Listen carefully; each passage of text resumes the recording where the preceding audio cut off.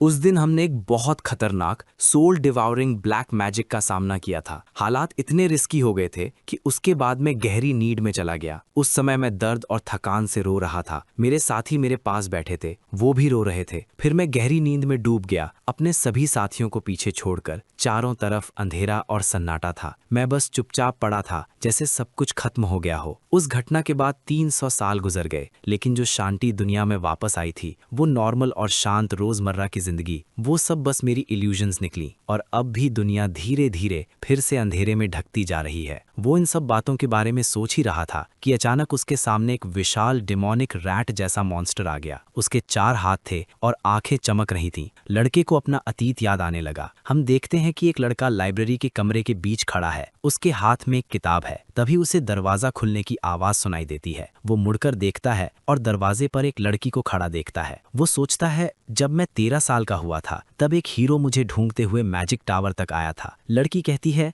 मैंने सुना है कि हर 100 साल में एक जीनियस मेज पैदा होता है। ये बच्चा वही नहीं हो सकता है ना? उसे वो डिस्क्रिप्शन याद आता है, स्नो वाइट बाल और गोल्डन आईज। उस लड़के का नाम था आर्च मेज लिन। वो किताब को वापस शेल्फ पर रख देता है और बाकी किताबों को भी अरेंज करने लगता है। लड़की चुपचाप वहीं खड़ी होकर उसे देखती रहती है। फिर वो कहती है, हे तुम, मेरी आवाज सुनाई नहीं दे रही क्या? लड़का जवाब देता है, मैं ना तो जीनियस हूँ और ना ही बच्चा, मेरा नाम लिन है। लड़की मुस्कुराकर कहती है, ओह सच में? क्या तुम एम्पायर के हिस्ट्री के सबसे यंग 4 स्टार आर्च मेज लिन हो? लगता है मैं सही जगह पर आई हूँ। ये कहते हुए वो उसके पीछे पीछे चलने लगती है। फिर वो स्मर्क करते हुए कहती है, लेकिन तुम अभी भी सिर्फ एक बच्चा ही हो। लड़का कोई जवाब नहीं देता। फिर वो कहती है, मैं कैसे मान लूं कि तुम एक जीनियस मेज हो जब तुम्हें अभी भी डायपर्स की जरूरत पड़ती होगी? अगर तुम हमारी पार्टी ज्वाइन कर लो तो मैं हर दिन तुम्हारे डायपर्स बदल दूंगी। ये कहते हुए वो हंसने लगती है। लड़का गुस्सा हो जाता है और कहता है, फायरबॉल। उसके हाथों के चारों तरफ आग जलने लगती है और आग का एक गोला बन जाता है। जैसी ये देखकर डर जाती है और पीछे हटने लगती है। वो कहती है, रुको रुको, मेरी गलती थी, मैं बस मजाक कर रही थी। पीछे हटते हुए वो बुक शेल्फ से ककरा जाती है। सारी किताबें उसके सिर पर गिरने लगती हैं। लड़का तुरंत अपना मैजिक रोक देता है और देखता है कि लड़की किताबों के नीचे दब गई है। तभी एक और किताब उसके सिर पर गिरती है। ये देखकर लड़का हंसने लगता है। लड़के को हंसते देखकर लड़की भी हंसने लगती है और कहती है, अब तुम मुस्कुरा रहे हो। वो सोचता है, शायद तभी से मुझे उसमें दिलचस्पी होने लगी थी। फिर वो उसकी तरफ अपना हाथ बढ़ाता है। लड़की उसका हाथ पकड़कर खड़ी हो जाती है और कहती है, मेरा नाम एस्तर एल्टर चिरुपिन है। मैं रेडिएंट ड्रैगन चर्च की एक फेक वॉरियर हूँ। वो बताता है कि उसने मुझसे साउथ पोल से आने वाले अबिस को हराने में मदद मांगी थी। आसान शब्दों में, उसने मुझे अपनी हीरो पार्टी में शामिल होने का निमंत्रण दिया था। उसकी पार्टी में पहले से ही 2 मशहूर लोग थे, एम्पायर का प्रसिद्ध आर्चर कायस और रिपब्लिक ऑफ ड्रैगन की फायर ड्रैगन प्रीस्टेस फ्रीडे। फिर वो कहता है, मैं मरना नहीं चाहता। वो जवाब देती है, कौन मरना चाहता है? लिन पूछता है, क्या बाकी 2 भी तुम्हारी तरह इंटरेस्टिंग है? वो उसे घूर कर देखती है, थोड़ी देर सोचती है और कहती है, वो दोनों भी मेरी तरह थोड़े पागल हैं, लेकिन एक चीज है जो उससे भी ज्यादा मजेदार है। लड़का ध्यान से सुनते हुए पूछता है, क्या? वो मुस्कुराकर कहती है,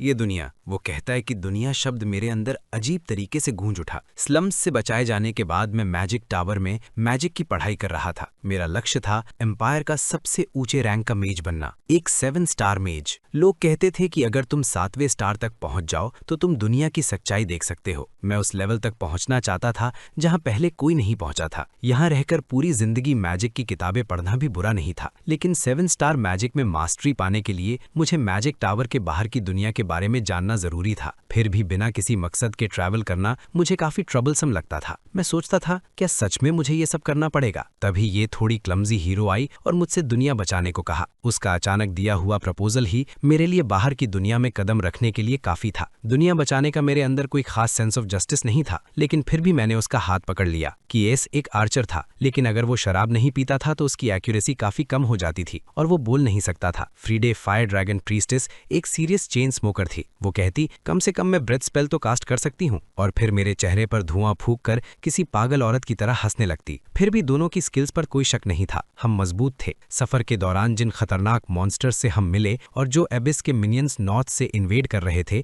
वो हमारे सामने टिक नहीं पाए। एस्तर अक्सर मुझे चिढ़ाती थी, लिन चाहे मैं कितनी भी चार्मिंग क्यों ना हूं, मुझ पर फिदा होने की हिम्मत मत करना। कभी कभी वो कहती, लिन जब ये सब खत्म हो जाएगा क्या तुम मेरे साथ एक जर्नी पर चलोगे? और कभी कहती, लिन मुझे डर लग रहा है, तुम इतने इनोसेंट हो, कहीं कोई दूसरी लड़की तुम्हें ट्रिक ना कर दे। ऐसे ही 5 साल गुजर गए। जब एबिस से दुनिया को बचाने वाली हमारी जर्नी अपने फाइनल स्टेज पर पहुंची, तब मेरे शरीर पर इरोजन के निशान दिखने लगे। ये 5 साल तक दुश्मनों के अटैक सहने का नतीजा था। फाइनल बैटल से पहले ही मैं मरने वाला था। सोल पॉइजन ने मुझे अंदर से खा लिया था। मेरी जिंदगी खत्म हो रही थी। एस्तर रो रही थी। लिन, उठो लिन। फिर उसने फ्रीडे से कहा, प्लीज कुछ करो। फ्रीडे ने धीरे से कहा, मैं इस कर्स को तोड़ नहीं सकती, इसे हील नहीं किया जा सकता। एस्तर जोर से चिल्लाई, नहीं लिन मर नहीं सकता। लिन के मुंह से खून निकल रहा था। उसने धीरे से कहा, मैं मरना नहीं चाहता। एस्तर ने उसका हाथ पकड़कर कहा, मुझे पता है, मैं कोई ना कोई तरीका ढूंढ लूंगी, बस थोड़ा और सह लो। लिन जोर से खांसने लगा और बोला, इतनी चिंता मत करो, मैंने इसके लिए पहले से तैयारी कर रखी थी। उसने अपने सीने पर बना एक निशान दिखाया। वो एक स्पेशल मैजिक सील का ब्लड फिल्टर, टाइनी रिवर्सल और इमॉर्टैलिटी स्पेल, जिसे उसने अपने दिल के ऊपर खुद कार्व किया था। वो सोचता है ये एक ट्रिकी स्पेल है, ये मेरे शरीर को डॉर्मेंट स्टेट में डाल देगा और धीरे धीरे मुझे हील करेगा।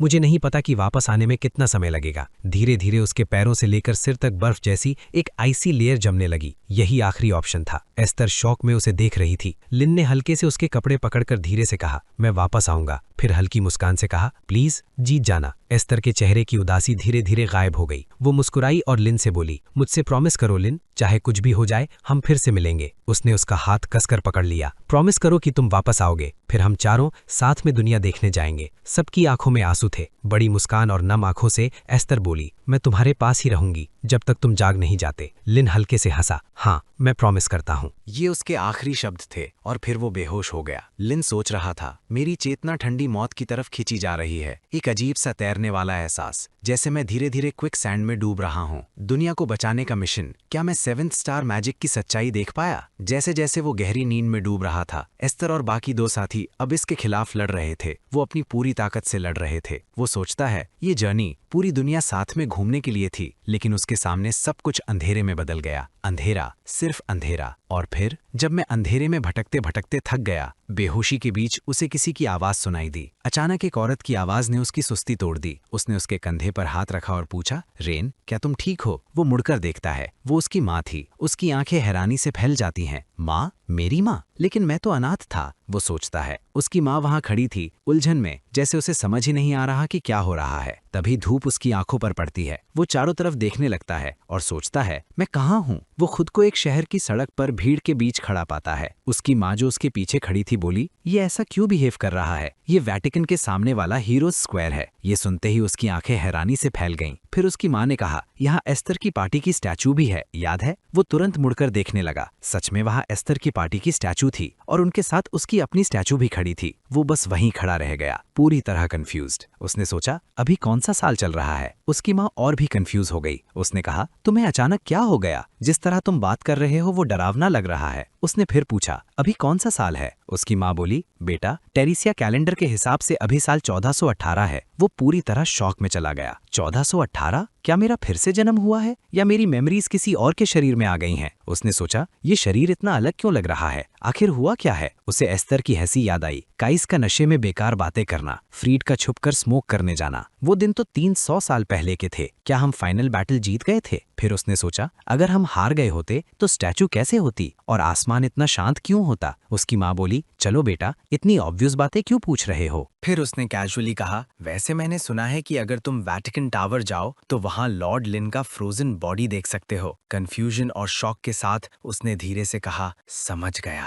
अंदर ही अंदर उसने सोचा, तो क्या इसका मतलब है कि मैं किसी और के शरीर में आ गया हूँ? क्या मैंने किसी को पोजेस कर लिया? उसकी माँ समझाते हुए बोली, लेडी एस्टर लॉर्ड लिन की डेथ तक, आखिरी पल तक उनके पास ही रही। वो कभी उनके पास से नहीं गई। सच में उनका रिश्ता कितना सुंदर और दुख भरा था, है ना? फिर उसकी माँ मुड़कर उसे देखने लगी। वो हंस रहा था। उसकी माँ ने पूछा, तुम हंस क्यों रहे हो? ये तो बहुत दुख भरी कहानी है। उसने सोचा, मैं हंस रहा हूँ। फिर उसने कहा, नहीं बस ऐसे ही। उसे वो दिन याद आया जब एस्टर ने उसका हाथ पकड़कर कहा था कि वो उसका इंतजार करेगी। उसने धीरे से सोचा, सच में कमाल है, तुमने अपना वादा निभाया। वो स्टैचू की तरफ चलने लगा। उसकी माँ पीछे से उसे बुलाती रही। वो स्टैचू के पास रुक गया और सोचा, लेकिन किसी ने भी अपना वादा नहीं निभाया। उसकी आंखों में आंसू आ गए। उसने धीरे से कहा, उन्होंने वादा नहीं निभाया। फिर वो घर लौट आया। घर पर एक किताब पढ़ते हुए उसने सोचा, मुझे नहीं पता उन तीनों ने मेरे बारे में क्या कहा होगा, लेकिन मैं एक हिस्टोरिकल फिगर बन गया हूँ। एम्पायर के एम्परर ने खुद मेरे लिए मॉन्यूमेंट बनवाया। बहुत से मेज टावर्स और मेज फैमिलीज मुझे सेंट की तरह रिस्पेक्ट करते हैं, लेकिन इन 300 सालों में जो मेरे साथ बचा रहा वो सिर्फ मैजिक था। दुनिया घूमने की यादें, मेरे साथियों के चेहरे, उनकी मुस्कान, सब लेजेंड्स बन गए। अब वो मेमोरीज नहीं रही। एक दिन एस्टर ने कहा था,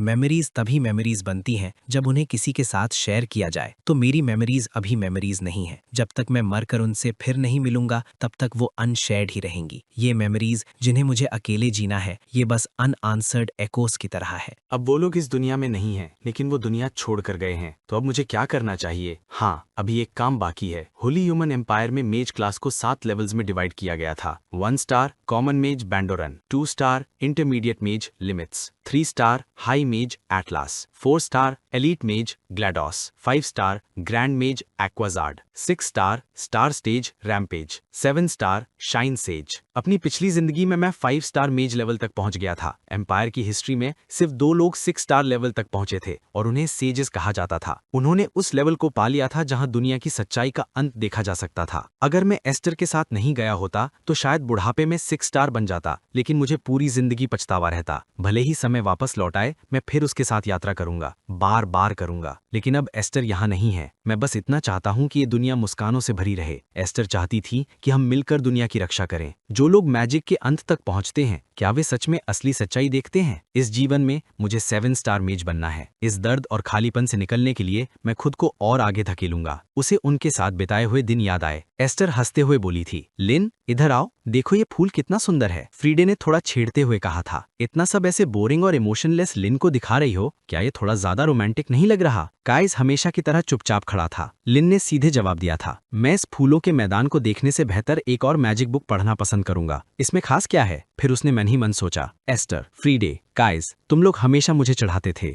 हम सब इतने अलग और अजीब थे, लेकिन सच कहूं, मुझे तुम सबके साथ ट्रैवल करना सच में बहुत पसंद था। उसने धीरे से कहा, एस्टर, फ्रीड, काइस, अब अलविदा। जो लोग चले जाते हैं वो अतीत का हिस्सा बन जाते हैं। वे अब साथ चल नहीं सकते। जो जिंदा हैं उन्हें समय के साथ आगे बढ़ना पड़ता है, और इसी के साथ उसकी दूसरी जिंदगी शुरू हुई। फिर हम उसकी कुछ पुरानी यादें देखते हैं। एस्टर उससे उसके फैमिली के बारे में पूछती है। लिन मुड़कर कहता है, फैमिली? एस्टर मुस्कुराकर कहती है, हाँ फैमिली। लिन, क्या तुमने कभी चाहा है कि तुम्हारा भी एक फैमिली हो? लिन सीधे जवाब देता है, नहीं, मुझे तो अपनी माँ का चेहरा भी याद नहीं। मन ही मन वो सोचता है, मैं नॉर्थ के स्लम्स में बड़ा हुआ हूँ। अगर उस सीरियस स्कूल के डीन ने मेरी मैजिकल टैलेंट को नोटिस करके मुझे वहाँ एडमिशन ना दिया होता तो शायद मैं भी किसी ऑर्फन की तरह सड़कों पर मर गया होता। फिर वो कहता है, मुझे तो ये भी नहीं पता कि फैमिली क्या होती है और मुझे इसमें कोई इंटरेस्ट भी नहीं है। तभी फ्रीड पीछे से आकर उसे हक कर लेती है और टीजिंग अंदाज में कहती है, ओह पुअर थिंग। लिन इरिटेट हो जाता है और उसे दूर हटाते हुए कहता है, और वैसे भी अगर मेरा फैमिली होता तो मुझे ये भी नहीं पता होता कि उनके साथ कैसे बिहेव करना है, इसलिए मुझे फैमिली की जरूरत नहीं है। एस्टर शांत आवाज में कहती है, इतना कॉम्प्लिकेटेड नहीं है लिन, बस उन्हें बहुत चेरिश करना। तुम्हारा दिल अच्छा है, तुम अच्छा करोगे। दृश्य बदलकर सुबह का हो जाता है। एक मेड उसे जगाने आती है और कहती है,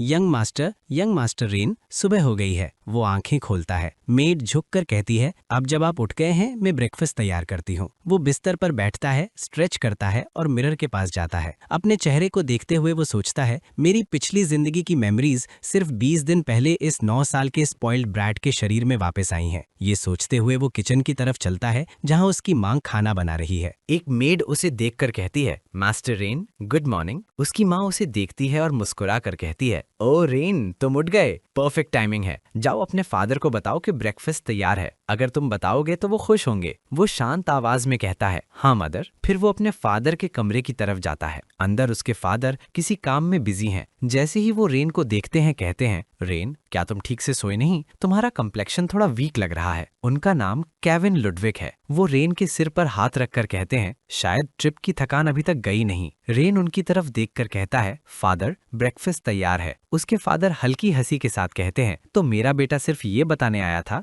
थैंक यू, तुम पहले जाकर खा लो। रेन पूछता है, फादर, क्या आप नहीं खाएंगे? तभी उसकी नजर टेबल पर रखे एक पेपर पर पड़ती है जिस पर अजीब सिंबल्स बने हुए थे। वो पूछता है, क्या ये मैजिक है? उसके फादर जवाब देते हैं, हाँ, अगले हफ्ते प्रेजेंटेशन है, इसलिए थोड़ा बिजी हूँ। कभी कभी खाने से दिमाग भारी हो जाता है, इसलिए सुबह के साफ समय में ज्यादा काम करने की कोशिश करता हूँ। पेपर को ध्यान से देखते हुए रेन पूछता है, क्या आप यहाँ अटक गए हैं? अगर चाहें तो मैं हेल्प कर सकता हूँ। उसके फादर हैरानी से कहते हैं, हाँ, क्या तुम मुझे चीयर अप करने आए हो? रेन सीधे जवाब देता है, नहीं, मैं हेल्प करना चाहता हूँ, मैजिक सर्कल सॉल्व करने में। उसके फादर हल्की मुस्कान के साथ कहते हैं, हेल्प वेलकम है, लेकिन अगर तुम ब्रेकफास्ट के लिए लेट हो गए तो तुम्हारी मदर मुझे डांटेंगी। जाओ रेन, पहले खाना खा लो। लेकिन रेन पहले ही पेन उठा चुका था। वो शांत आवाज में कहता है, मैजिक असल में नेचुरल लॉज को नंबर्स के जरिए एक्सप्रेस करना है। फिर वो पेपर पर लिखना शुरू कर देता है। अपनी बात खत्म करते हुए वो कहता है, और फिर तुम्हें उन्हें ट्विस्ट करना होता है। वो आगे समझाता है, गो रून इक्वेशन को बहुत कॉम्प्लेक्स बना रहा है और 4 रून से क्लैश कर रहा है, इसलिए इसे गू रून से रिप्लेस करना बेहतर होगा। और अगर आप इंपीरियल इक्वेशन 14-2 यूज करेंगे तो आंसर तुरंत आ जाएगा। उसके फादर तुरंत पेपर उठाकर देखते हैं और शॉक में पड़ जाते हैं। ये क्या है? क्या ऐसा मेथड सच में पॉसिबल है? उसके फादर मन ही मन शॉक में सोचते हैं,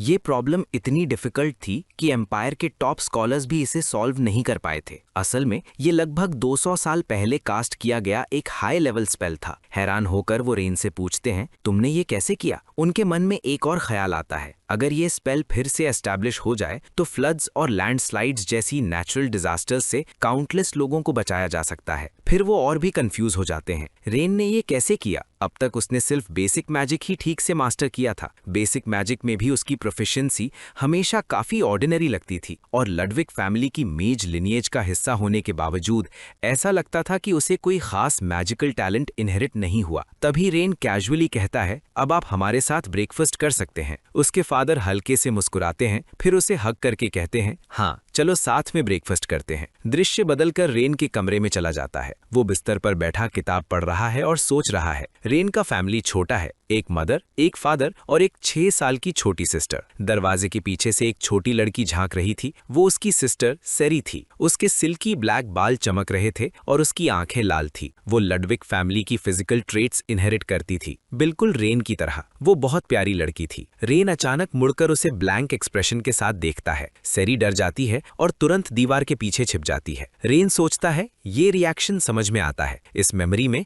रेन कभी सेरी के साथ काइंड नहीं था, ठंडा भी नहीं, बस हर चीज के प्रति इंडिफरेंट था। फिर उसे एस्थर के शब्द याद आते हैं, उन्हें चेरिश करना। वो मन ही मन सोचता है, तो फिर तुम ऐसे भाग क्यों जाती हो? एस्थर के और शब्द उसके दिमाग में गूंजते हैं। इस दुनिया में हर कोई हमेशा बिजी रहता है ना? तुम काइंड हार्टेड हो, तुम अच्छा करोगे, मुझे तुम पर भरोसा है। एस्थर की बातें याद करके वो थोड़ा इरिटेट हो जाता है। वो अपनी किताब बंद करता है और अपनी सिस्टर से कहता है, इधर आओ, मैं तुम्हें मैजिक सिखाऊंगा। सेरी दरवाजे के पीछे से थोड़ा झांकती है। रेन फिर कहता है, तो क्या तुम मेरे साथ खेलना चाहती हो? लेकिन वो फिर से भाग जाती है। रेन थका हुआ सा साई करता है और सोचता है, बच्चों को हैंडल करना इतना मुश्किल क्यों है? जैसे ही वो ये सोच रहा था, उसकी छोटी सिस्टर धीरे धीरे कमरे में आ गई। उसके हाथ में एक किताब थी। रेन ने पूछा, ये किताब? वो बेसिक 1 स्टार मैजिक फॉर्मूलाज की किताब थी। सेरी ने किताब उसे दे दी। रेन हैरानी से कहता है, तुम सिर्फ 6 साल की हो और अभी से ये किताब पढ़ रही हो? सेरी उत्साह से सिर जोर जोर से हिलाती है, जैसे हाँ कह रही हो। उसके चेहरे पर चमकती हुई मुस्कान आ जाती है। उसकी मुस्कान देखकर रेन को एस्थर याद आती है। उसे वो दिन याद आता है जब एस्थर ने उससे पूछा था, क्या तुम्हें पता है इस फूल के नाम का मतलब क्या है? और फिर उसने उस जगह की कहानी सुनाई थी। रेन हमेशा कंप्लेन करता था कि एस्थर उसे बच्चे की तरह ट्रीट करती है, लेकिन सच में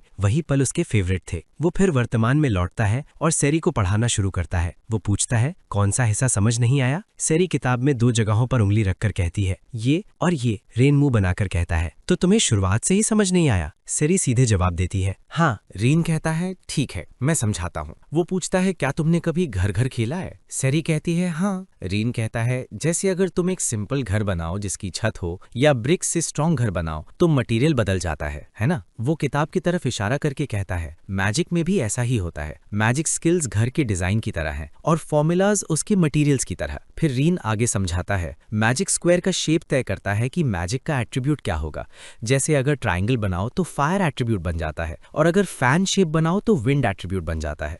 इसलिए ये magic square wind attribute magic के लिए है। फिर वो अगला स्टेप समझाता है। अब रून्स की बात करें। रून्स तय करते हैं कि मैजिक का इफेक्ट क्या होगा। रून्स असल में मैजिकल वर्ड्स होते हैं। वो एग्जाम्पल देता है, जैसे युल का मतलब विंड है और हो का मतलब स्कैटर या स्प्रेड। अगर तुम ट्रायंगल मैजिक स्क्वायर पर यूल रून एनग्रेव करो तो ये फायर एट्रीब्यूट बाइंडिंग स्पेल बन सकता है। फिर वो आखिरी स्टेप बताता है, लेकिन मैजिक को एक्चुअली एक्टिवेट करने के लिए मैथ फॉर्मूलाज यूज होते हैं। मैजिक की बेस मैथ है। मैथ सुनकर सेरी कंफ्यूज हो जाती है और पूछती है माथ। रेन उसे करेक्ट करता है कि ये मैथ है, माथ नहीं। सेरी पूछती है कि मैथ क्या होता है। रेन को ऐसे सवाल की उम्मीद नहीं थी, इसलिए वो कुछ कह नहीं पाता। सेरी उसे कंफ्यूज्ड होकर देखती है। अपनी सिस्टर को समझाते हुए रेन कहता है, यूल रून के लिए तुम्हें क्वाड्रेटिक इक्वेशन चाहिए। नहीं, उससे पहले हम एडिशन और सब्ट्रैक्शन से शुरू करेंगे। तभी हम देखते हैं कि दो सर्वेंट्स पीछे से उन्हें देख रहे हैं और आपस में बात कर रहे हैं। पहला सर्वेंट कहता है, मास्टर रेन पूरी तरह से बदल गए हैं। दूसरा सर्वेंट जवाब देता है, बिल्कुल,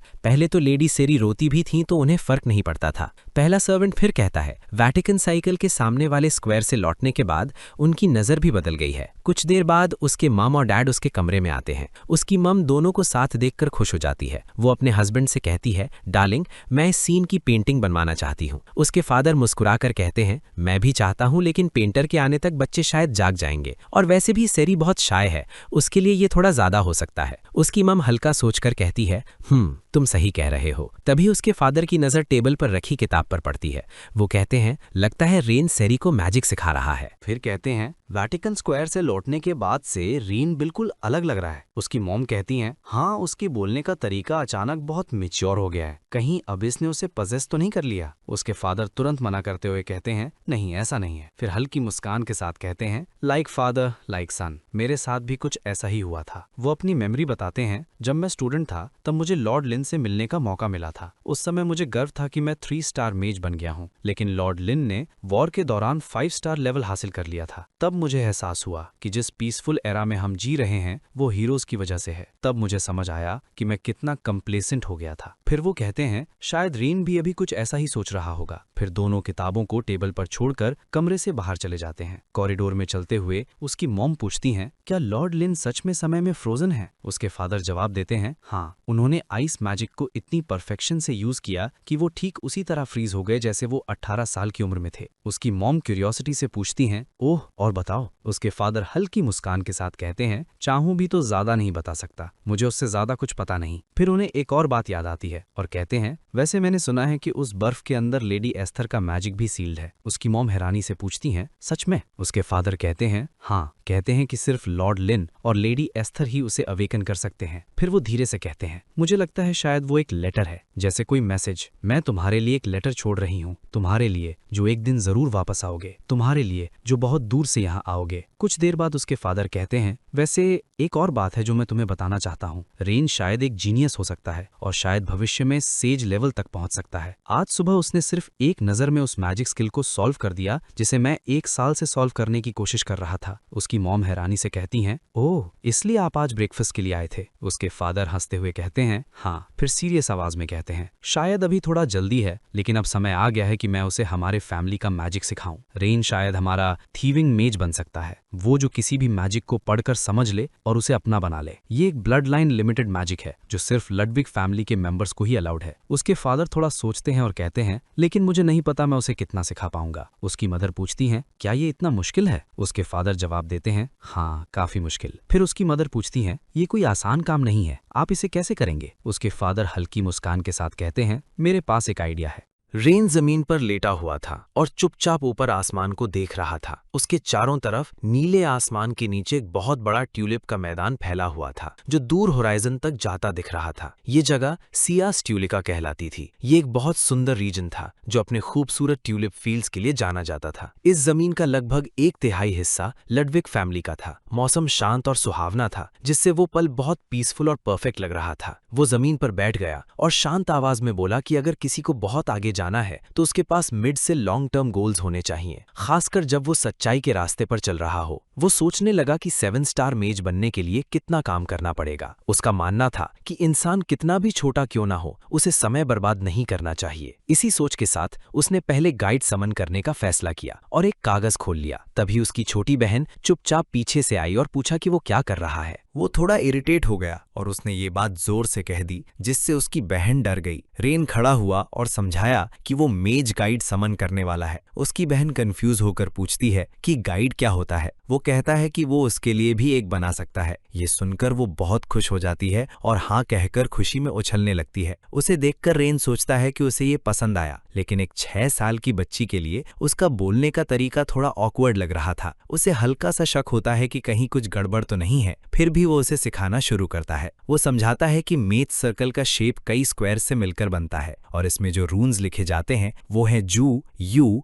दू और जे। फिर वो बताता है कि ये हाई लेवल मैजिक है जिसमें 4 अलग अलग एलिमेंट्स होते हैं और इसे सिर्फ 4 स्टार मेज ही हैंडल कर सकता है। वो ये भी कहता है कि अभी पूरे देश में सिर्फ 10 मेजेस ही ऐसे हैं जो इस लेवल का मैजिक यूज कर सकते हैं। ये सुनकर उसकी बहन पूरी तरह कंफ्यूज हो जाती है। फिर वो कागज पर लिखना शुरू करता है। जैसे ही वो लिखता है अचानक थंडर जैसी आवाज आने लगती है और एक तेज लाइटनिंग उस कागज पर गिरती है। उसकी बहन हैरानी से वाव कहती है, लेकिन ये एनर्जी उसके लिए बहुत ज्यादा थी और उसकी नाक से खून बहने लगता है। वो अपने शरीर पर प्रेशर महसूस करता है और सोचता है कि ये शरीर कितना कमजोर है। फिर भी वो कहता है कि ये मैजिक अभी भी 4 स्टार मेज के लिए भी बहुत ज्यादा है। उसे एहसास होता है कि अच्छा हुआ ये सिर्फ गाइडेंस स्पेल था। अगर ये कॉम्बैट मैजिक होता तो वो बच नहीं पाता। कुछ ही देर में उसकी आंखों से भी खून आने लगता है। धीरे धीरे थंडर खत्म हो जाता है और सब कुछ शांत हो जाता है। वो धीरे से कहता है कि उसका शरीर बेकार है। उसकी बहन शॉक में खड़ी थी। उसकी आंखें पूरी तरह खुली हुई थीं। रेन उसे धीरे से अपने पास बुलाता है। जैसे ही वो पास आती है, एक छोटा सा क्रिस्टल जैसा क्रीचर जिसके 4 पंख थे प्रकट होता है और उड़कर उसकी उंगली पर बैठ जाता है। सैरी उसे देखकर हैरानी से वाव कहती है। रेन समझाना शुरू करता है। वो कहता है कि ये क्रीचर किसी इंसान की एबिलिटी को मेजर करता है और उसकी पोटेंशियल मैजिक पावर को डिटेक्ट करता है। इसका नाम रूडियन है। ये उसे गाइड करेगा कि उसे क्या सीखना और प्रैक्टिस करना चाहिए। वो आगे बताता है कि गाइडिंग स्पेल में जेयू रून बेसिक मैजिक पावर दिखाता है और यूयू रून ये बताता है कि कोई व्यक्ति मैजिक को कितने अच्छे से यूज कर सकता है। आसान शब्दों में इसमें लर्निंग के लिए सबसे अच्छे रून्स डाले गए हैं। भले ही ये सिंपल दिखता है, लेकिन असल में ये 4 स्टार लेवल मैजिक है। सैरी उसे देखकर बहुत खुश हो जाती है। रेन उससे पूछता है कि क्या उसे ये पसंद आया और वो मुस्कुराते हुए सिर हिलाती है। फिर वो कहता है अब जाओ और वहां जाकर पढ़ाई करो। वो इतनी खुश होती है कि मैदान में दौड़ने लगती है। स्पेल करने के बाद उसका शरीर बहुत थक गया था। वो कहता है कि उसे पहले अपनी मैजिक पावर रिकवर करनी होगी और बाद में दूसरा रोडिन समन करेगा। तभी सिस्टम उसकी कंडीशन दिखाने लगता है। उसकी मैजिक पावर 3024 दिखाई जाती है, जो एक नॉविस मेज से भी कम थी। फिर उसका मैजिक कैलकुलेशन 77 और स्टैमिना 64 दिखाया जाता है। सिस्टम उसे बताता है कि उसे अभी बहुत लंबा रास्ता तय करना है। फिर सिस्टम एक blood line limited magic manual detect करता है और बताता है कि वो उसे सीख सकता है। ब्लड लाइन लिमिटेड मैजिक शब्द सुनते ही उसके दिमाग में कुछ क्लिक होता है। उसकी आंखें हैरानी से फैल जाती हैं। थोड़ी देर सोचने के बाद उसे एहसास होता है कि ये शरीर उतना बेकार नहीं है जितना उसने पहले सोचा था। फिर उसे अपनी पिछली जिंदगी की एक बात याद आती है। वो याद करता है कि जब वो एस्थर के साथ ट्रैवल कर रहा था तब एक यंग मेज उनके पास आया था। वो लड़का खुद को एम्पायर का सबसे अच्छा मेज साबित करना चाहता था, इसलिए उसने रेन की जगह लेकर पार्टी ज्वाइन कर ली थी। लेकिन उसकी स्किल्स कुछ खास नहीं थीं। शुरू में दोनों के बीच लड़ाई भी हुई थी। रेन सोचता है कि उस लड़की की स्किल्स इंप्रेसिव नहीं थीं, लेकिन उसकी आंखें अलग थीं। उन आंखों की वजह से वो हर स्पेल को समझ सकता था और परफेक्ट काउंटर अटैक कर सकता था। अब रेन को सच्चाई समझ आती है। वो पावर लडविक फैमिली की ब्लड लाइन मैजिक थी, जिसे बेल सीडियस कहा जाता था। सिर्फ मैजिक के फ्लो को देखकर यूजर समझ सकता था कि ओपोनेंट कौन सा स्पेल यूज कर रहा है। जब 2 मेजेस बराबर लेवल के होते हैं तो जो बेहतर काउंटर करता है वही जीतता है। इसके अलावा एक और पावर थी बेल क्यूरियस। ये एक लेजेंडरी एबिलिटी थी जिसे एम्पायर की हिस्ट्री में सिर्फ 3 लोगों ने अवेकन किया था। अगर बेल सिडियस ओपोनेंट के मैजिक को समझने की ताकत देता है तो बेल क्यूरियस उसे चुराने की ताकत देता है। इसी वजह से लुडविक फैमिली को थीविंग मेजेस कहा जाता था। ये सब सोचकर रेम अपने लिए एक नया गोल तय करता है। वो समझ जाता है कि अगर उसके पास इनफ मैजिक पावर और स्टैमिना नहीं होगी तो वो कभी ग्रैंड मेज नहीं बन पाएगा। बाद में हम देखते हैं कि रेन अपने घर लौट आता है और एक किताब ढूंढने लगता है। तभी उसके फादर आते हैं और उसे बुलाते हैं। वे पूछते हैं कि क्या रेन उनके फैमिली के ब्लड लाइन लिमिटेड मैजिक में इंटरेस्टेड है। रेन हैरान हो जाता है और सोचता है कि क्या उसके फादर उसे पहले से देख रहे थे। उसके फादर कहते हैं कि शायद ये थोड़ा जल्दी है, लेकिन क्या वो इसे सीखना शुरू करना चाहता है। रेन सोचता है कि थियरी पहले से सीख लेना नुकसान नहीं देगा, इसलिए वो मान जाता है। फिर उसके फादर कहते हैं कि आज से एलिन उसकी ट्यूटर होगी, कम से कम तब तक जब तक वो अकेडमी में है। वापस आने पर वो खुद उसे सिखाएंगे। एलिन का नाम सुनकर रेन सोचता है कि वो कौन है। उसके फादर बताते हैं कि वो डिलाइटन की एक एक्सीलेंट टीचर है और बहुत टैलेंटेड मेज है। वो ये भी बताते हैं कि वो रेन की आंट है जो अपने नेफ्यू से बहुत प्यार करती है। वो रेन को याद दिलाते हैं कि वो उससे तब मिल चुका है जब वो 6 साल का था। कुछ देर बाद एलिन वहां आती है। रेन उसे देखकर शॉक हो जाता है। वो एक यंग वुमन थी, काले कपड़ों में। वो उसके पास आती है, उसे ध्यान से देखती है और ठंडी और थोड़ी हार्श आवाज में कहती है कि उसके जैसे जीनियस प्रोफेसर का खुद आकर ऐसे बच्चे को पढ़ाना बेवकूफी है। फिर वो उसका सिर पकड़ती है और थोड़ा इंटिमिडेटिंग अंदाज में पूछती है, क्या तुम तैयार हो? फिर उसने उससे पूछा कि क्या उसे पता है वो कौन है। रेन ने जवाब दिया कि वो उसकी आंट एलन है। वो तुरंत उसे करेक्ट करती है और कहती है कि उसे professor Alan Ludwig the great genius कहकर बुलाओ। वो उसे वार्निंग देती है कि उसे स्लो लर्नर्स बिल्कुल पसंद नहीं है जो एक बार में चीज समझ नहीं पाते। वो ये भी कहती है कि अगर उसने कुछ एक बार समझा दिया तो वही सवाल दोबारा कभी मत पूछना। इसी तरह उसका ब्लड लाइन लिमिटेड मैजिक का ट्रेनिंग शुरू होता है। वो सीखता है कि इस तरह का मैजिक लिखा नहीं जाता ताकि दूसरे विजर्ड्स इसे चुरा ना सकें, इसलिए ये नॉलेज सीधे दिमाग में ट्रांसफर किया जाता है फैमिली के किसी मेंबर के जरिए। ये समझाने के बाद एलन कहती है कि वो डेमोन्स्ट्रेशन देगी और उसे ध्यान से देखने को कहती है। वो अपनी आंखें बंद करती है और रेन ध्यान से उसे देखता रहता है। जब वो दोबारा आंखें खोलती है तो उसकी आंखों में एक सफेद रोशनी चमकती है। रेन को एक बहुत स्ट्रॉन्ग मैजिकल प्रेजेंस महसूस होती है जिससे वो शॉक हो जाता है। उसी पल उसे एहसास होता है कि उसकी आंखें वैसी ही हैं जैसी उसने पहले देखी थीं। वो मन ही मन समझ जाता है ये बेल सीरियस है। वो अपनी आंट को देखकर वाव कहता है। एलिन हंसती है, उसका चेहरा एक्साइटमेंट से चमक रहा था और वो पूछती है कि कैसा लगा। वो कहती है कि ये कूल लग रहा है ना?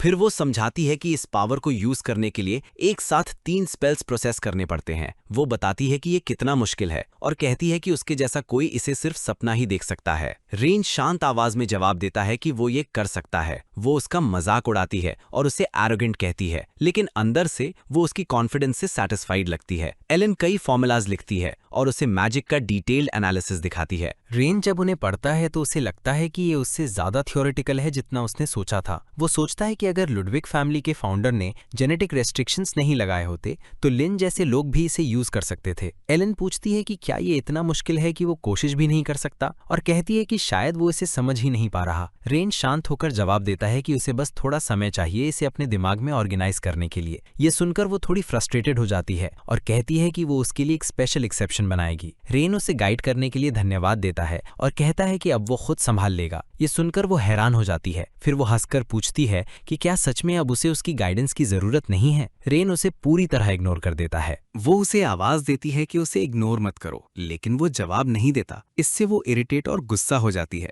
आखिर में वो कहती है कि जो करना है करो, तुम कभी सक्सीड नहीं करोगे। वो जाते जाते कहती है कि अगर वो रोकर भी उससे रिक्वेस्ट करे तो भी वो उसे नहीं सिखाएगी। लेकिन कुछ समय बाद वो चुपचाप वापस आती है और रेन की टेबल के सामने चेयर पर बैठ जाती है। वो चुपचाप उसे काम करते हुए देखती रहती है। रेन कागज पर लिख रहा था, लेकिन जब भी वो कहीं अटकता वो आगे बढ़कर खुद लिखकर उसे सोल्यूशन दिखा देती, फिर तुरंत अपना चेहरा किताब के पीछे छिपा लेती। हर बार जब वो रुकता वो यही करती, चुपचाप मदद करना फिर छिप जाना। ये देखकर रेन सोचता है कि आखिर चल क्या रहा है। वो सोचता है कि क्या मॉडर्न मैजिक ऐसे सिखाया जाता है या वो उसे टेस्ट कर रही है। दरवाजे से उसकी माँ ये सब देख रही थी। कुछ देर बाद एलन कहती है कि ब्रेक लेना चाहिए और कमरे से बाहर चली जाती है। थोड़ी देर बाद उसकी माँ अंदर आती है और उसे बुलाती है। रीन पूछता है क्या हुआ, तो वो पूछती है कि क्या आंट एलन थोड़ी मुश्किल लगती है। रीन हाँ कहता है और पूछता है क्यों। उसकी माँ बताती है कि एलन अपनी फीलिंग्स को ओपनली एक्सप्रेस नहीं करती। असल में वो उसे सब कुछ सिखाना चाहती है। वो कहती है कि भले ही उसे कुछ आता हो फिर भी उसे उससे बहुत सारे सवाल पूछने चाहिए। वो ये भी बताती है कि बचपन में एलन भी उसी तरह उसके फादर और माँ के पीछे घूमती थी और तब वो बहुत अडोरेबल थी। ये सुनकर रीन मन ही मन सोचता है कि क्या अडोरेबल का मतलब पिछले 300 सालों में बदल गया है। ब्रेक के बाद वे फिर से बैठते हैं। रेन उसे देखता है, लेकिन जैसे ही उनकी आंखें मिलती हैं वो तुरंत मुंह फेर लेती है और किताब के पीछे छिप जाती है। जब वो फिर से लिखना शुरू करता है तो वो देखता है कि वो उसे चुपचाप देखती रहती है। उसे वो काफी अनोइंग लगती है, यहाँ तक कि 6 साल की सैरी से भी ज्यादा ट्रबलसम। कुछ देर बाद रेन डिसाइड करता है कि वो उससे कुछ पूछेगा। वो बोलता है तो एलिन सरप्राइज हो जाती है। वो कहता है कि उसे एक हिस्सा समझ नहीं आया और पोलाइटली इसे समझाने को कहता है। पहले वो शॉक होती है, लेकिन फिर उसका एक्सप्रेशन बदल जाता है और वो एक्साइटेड होकर उसे सिखाने लगती है। वो कहती है कि उसे इतनी बेसिक चीज भी नहीं आती और मजाक में कहती है कि उनका फैमिली तो गया। वो उससे प्रॉब्लम दिखाने को कहती है और रेन उसे दिखाता है। वो स्टेप बाय स्टेप समझाती है कि इसे आसानी से सॉल्व किया जा सकता है और एक फास्टर मेथड भी दिखाती है। रेन अपोलोजाइज करता है, लेकिन वो उसे टीज करती रहती है कि उसे कुछ नहीं आता और अब तक वो क्या कर रहा था। फिर भी वो खुशी खुशी उसे सिखाती रहती है। हर बार जब वो नया सवाल पूछता, वो कहती कि ये आखिरी सवाल है, लेकिन फिर भी वो सब कुछ क्लियरली समझा देती। इसी तरह उसकी टीचिंग चलती रहती है। काफी मेहनत लगती है, लेकिन उसकी मदद से रेन बहुत तेजी से सीखता है और अपनी थ्योरी और प्रैक्टिकल स्किल्स दोनों इंप्रूव करता है। 10वें दिन अचानक रेन की आंखों में जलन होने लगती है। उसकी आंखें जलने लगती हैं और उनसे चमकती हुई लाल रोशनी गिरने लगती है। उसे ऐसा महसूस होता है जैसे उसका सर फटने वाला है, जैसे उसके शरीर का सारा खून उसके सिर में जा रहा हो और धीरे धीरे उसके आसपास की दुनिया लाल हो जाती है। फिर कुछ अजीब होता है, उसकी आंखें लाल चमकने लगती हैं, जैसे उनमें मौत का कोई निशान हो। उसके आसपास की हर चीज बदलने लगती है, सब कुछ नंबर्स में बदल जाता है। दुनिया की सारी इंफॉर्मेशन फॉर्मूलाज के रूप में सीधे उसके दिमाग में आने लगती है। वो सोचता है, क्या यही एहसास होता है जब कोई दुनिया का क्रिएटर बनता है? जिज्ञासा में वो एक मैजिक स्पेल यूज करता है और ध्यान से ऑब्जर्व करता है। उसी पल उसे समझ आता है। उसे एहसास होता है कि पहले जो यंग मेज उससे मिला था, वो भी मैजिक को इसी तरह नंबर्स के रूप में देखता था। ये समझकर वो हैरान रह जाता है। पीछे एलिन ये सब देख रही थी। जब रेन उसकी तरफ मुड़ता है तो वो पूरी तरह शॉक में होती है। वो कहती है कि उसने सिर्फ 10 दिनों में ये हासिल कर लिया। उसी समय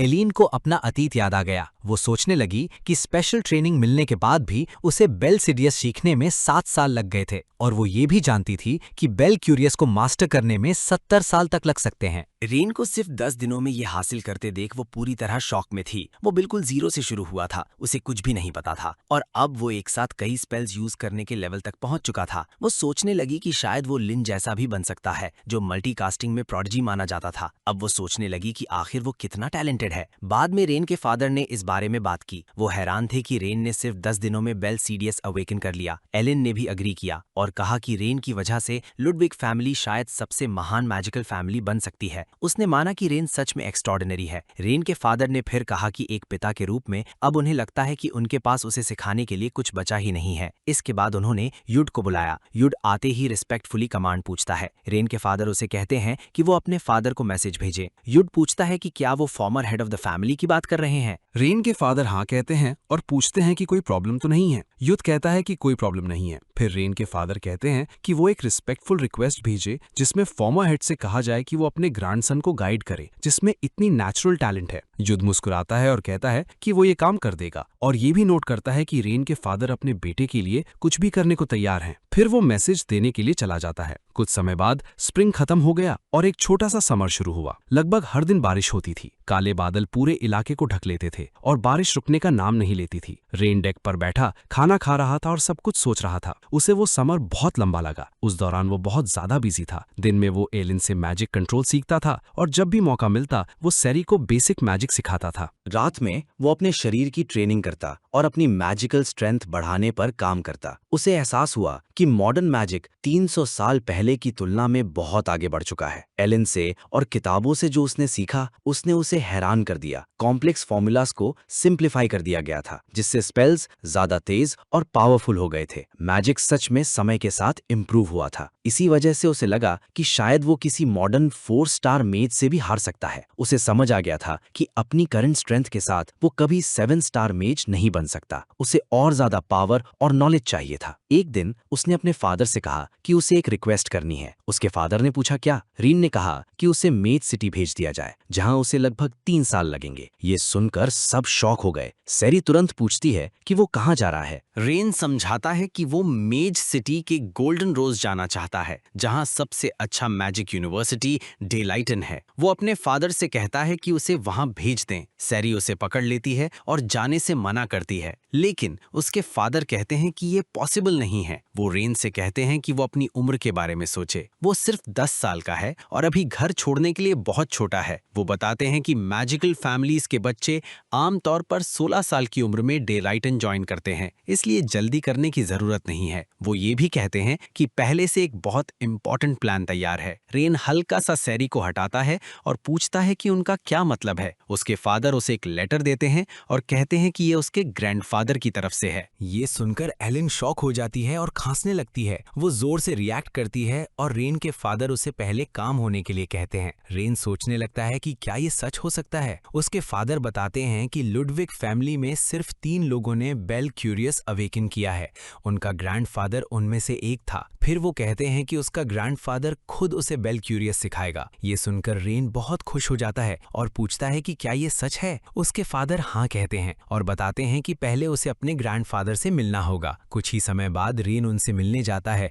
वो एक खूबसूरत शहर देखता है और हैरान रह जाता है। जब वो अपने फादर के साथ चल रहा होता है तो उसके फादर कहते हैं कि वो थोड़ी देर रुके। वो पहले जाकर ग्रैंडफादर को इन्फॉर्म कर देते हैं। जब रेन कमरे में जाने वाला होता है तो वो देखता है कि उसका ग्रैंडफादर खिड़की के पास खड़ा है और बाहर देख रहा है। जैसे ही उसके ग्रैंडफादर उसे नोटिस करते हैं, वो उसे एक तेज साइड ग्लांस देते हैं। बिना कुछ कहे उसके ग्रैंडफादर ने हाथ के संकेतों से स्पेल कास्ट करना शुरू कर दिया। रेन शॉक हो गया। जमीन हिलने लगी, जैसे भूकंप आ गया हो। ऐसा मैजिक उसने पहले कभी नहीं देखा था। वो सोचने लगा कि उसके ग्रैंडफादर क्या करने वाले हैं, लेकिन स्पेल चलता रहा। डेंजर समझते ही रेन ने सोचना बंद किया और तुरंत एक्शन लिया। उसने जल्दी से अपना मैजिक यूज करके अटैक को काउंटर किया और खुद को प्रोटेक्ट किया। कुछ ही पलों में दोनों के बीच मैजिक क्लैश होने लगा, लेकिन अचानक कुछ ही सेकंड्स में रेन का मैजिक गायब हो गया। वो हैरान रह गया। उसी पल उसे समझ आ गया, ये बेल क्यूरियस था। उसके ग्रैंडफादर ने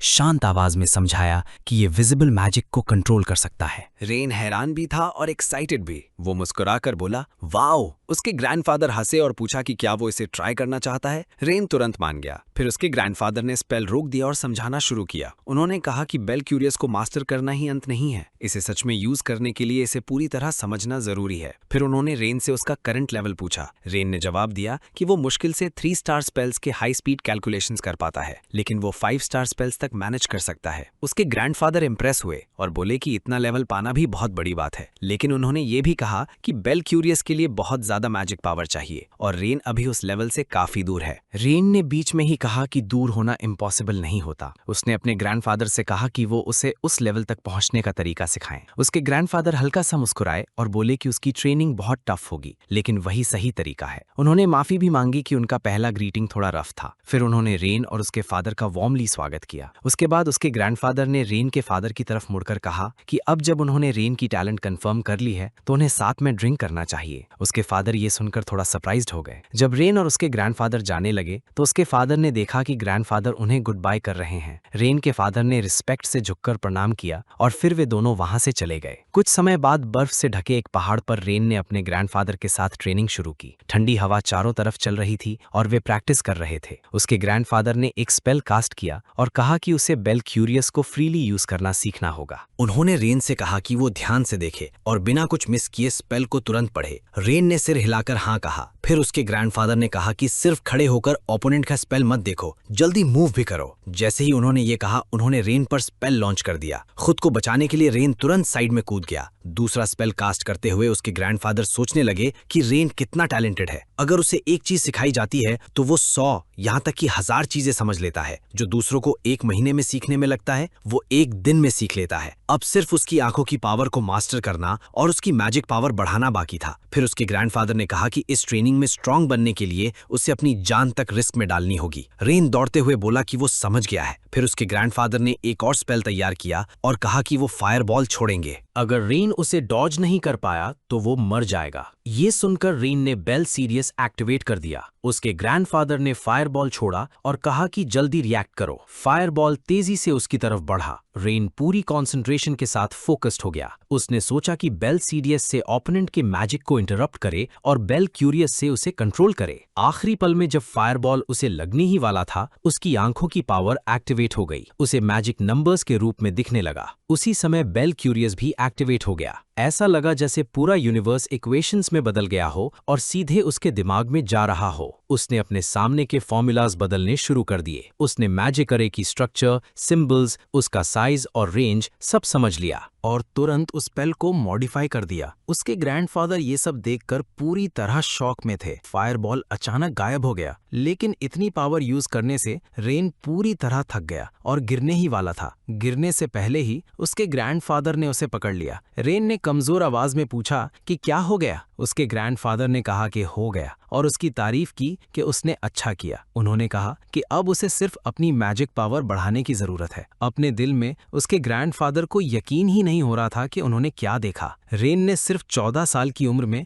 बेल क्यूरियस अवेकन कर लिया था, जबकि उन्होंने खुद ये लेवल 39 साल की उम्र में हासिल किया था। उन्होंने समझ लिया कि ये लड़का एक दिन पूरे एम्पायर की हिस्ट्री बदल सकता है। ट्रेनिंग के बाद उसके ग्रैंडफादर ने उससे सीरियसली बात की। उन्होंने कहा कि वो उसके लाइफ चॉइसेस में इंटरफेयर नहीं करेंगे, लेकिन उन्होंने उससे एक प्रॉमिस मांगा, जब वो 16 साल का हो जाए तो वो मैजिक यूनिवर्सिटी डेलाइटन जाए। रेन ने सोचा और महसूस किया कि उसे इसमें ज्यादा इंटरेस्ट नहीं है, लेकिन उसके ग्रैंडफादर ने आगे कहा कि अगर वो डेलेटन में टॉप ग्रेजुएट बनता है तो उसे आज मेज लिन से मिलने का मौका मिलेगा। रेन ने कैजुअली जवाब दिया, लेकिन अंदर से वो ज्यादा क्यूरियस नहीं था। फिर उसके ग्रैंडफादर ने एक और बात कही। उन्होंने कहा कि उन्हें खुद भी इन चीजों में ज्यादा इंटरेस्ट नहीं था, लेकिन हीरो एस्था एक लेटर छोड़कर गई थी। ये सुनते ही रेन के मन में कुछ हलचल हुई। उसे एस्था याद आई और वो उस लेटर के बारे में सोचने लगा। उसके ग्रैंडफादर ने समझाया कि उसकी उम्र में किसी ने भी बेल क्यूरियस अवेकन नहीं किया था और उसकी एबिलिटी से वो उस लेटर को पढ़ सकता है। उस पल रेन इतना शॉक था कि वो ठीक से रिएक्ट भी नहीं कर पाया। वो बस चुपचाप सुनता रहा, कुछ सोच भी नहीं पा रहा था। बाद में जब उसने उस पल को याद किया तो उसे समझ आया कि वहीं से सब कुछ सच में शुरू हुआ था। यही उसकी जर्नी की शुरुआत थी। एक ऐसी जर्नी जिसमें वो अपने पुराने साथियों के रास्ते पर चलेगा और एस्तर के छोड़े हुए लेटर के पीछे छिपे मतलब को समझेगा। रेन ने अपने फादर से कहा कि डेलेटन एंट्रेंस एग्जाम में अब सिर्फ लगभग 6 महीने बचे हैं। उसने कहा कि वो इस समय को ट्रैवल करने, दुनिया को समझने और साउथ की तरफ जाते हुए अलग अलग जगहों को देखने में इस्तेमाल करना चाहता है। उसके फादर मुस्कुराए और बोले कि वो अपना बेस्ट दे और सेफली वापस आए। फिर उन्होंने पूछा कि क्या एग्जाम के बाद भी वो मैजिक सिटी में ही रहने का प्लान कर रहा है। रेन ने जवाब दिया कि हाँ। उसने कहा कि वो एक ऐसी जगह है जहां सारी नॉलेज इकट्ठा होती है और वो वहां रहना चाहता है। डेलेटन का एंट्रेंस एग्जाम बहुत मुश्किल माना जाता था। ये साल के अंत में होता था और जो पास होते थे उनका पहला सेमेस्टर मार्च में शुरू होता था। रेन की मदर ने उससे पूछा कि क्या वो सच में अपने डिसीजन को लेकर श्योर हैं। उसे चिंता थी कि वो अकेले बिना किसी गार्ड के ट्रैवल करेगा। उसके फादर ने उसे समझाया कि रेन की स्किल्स पहले से ही एक्सेप्शनल है। उन्होंने कहा कि जब तक वो नेशनल रोड फॉलो करेगा वो सेफ रहेगा। उसी दिन रेन ने अपनी जर्नी शुरू कर दी। उसे लगा कि शायद भविष्य में जब वो पीछे मुड़कर देखेगा तो इस पल को एक खास मेमोरी के रूप में याद करेगा। अपने सफर के 15वें दिन वो एक छोटे से टाउन में पहुंचा जहां बहुत सारे इन और टैवर्न थे। एक अजीब बात उसने नोटिस की, वहां लगभग हर कोई बैम्बू हैट पहने हुए था। क्यूरियस होकर उसने एक आदमी से पूछा कि सब लोग बैम्बू हैट क्यों पहन रहे हैं। एक और आदमी ने जवाब दिया कि क्या उसे लायन कैरावैन के बारे में नहीं पता। रेन ने पूछा कि लायन कैरावैन क्या है। उस आदमी ने समझाया कि बहुत पहले उनके पहले लीडर को आर्चमेज लिन से मदद मिली थी। तब से लोग ग्रैटिट्यूड के रूप में बैम्बू हैट पहनते हैं। ये एक ट्रेडिंग ग्रुप की ट्रेडिशन है जिसकी बहुत लंबी और प्राउड हिस्ट्री है। ये सुनकर रेन सोचने लगा कि वो लीडर कौन था। शायद नाम सुनकर वो पहचान ले। फिर उसने पूछा कि इतना बड़ा मर्चेंट ग्रुप इस छोटे टाउन में क्यों है। उन्होंने जवाब दिया कि सनलाइट हाईवे जाने वाले रास्ते पर प्रॉब्लम है। वहां डेंजरस मॉन्स्टर्स आ गए हैं और कई लोग गायब हो चुके हैं। वे लोग और फोर्सेस के आने का इंतजार कर रहे हैं ताकि उस सिचुएशन को हैंडल किया जा सके। ये मॉन्स्टर्स असल में ऐसे बीइंग्स थे जिनकी नेचुरल स्टेट अबिस नाम की मिस्टीरियस फोर्सेस से ट्विस्टेड हो गई थी। वे जानवरों जैसे दिखते थे, लेकिन ज्यादा डरावने और पावरफुल मैजिक वाले होते थे।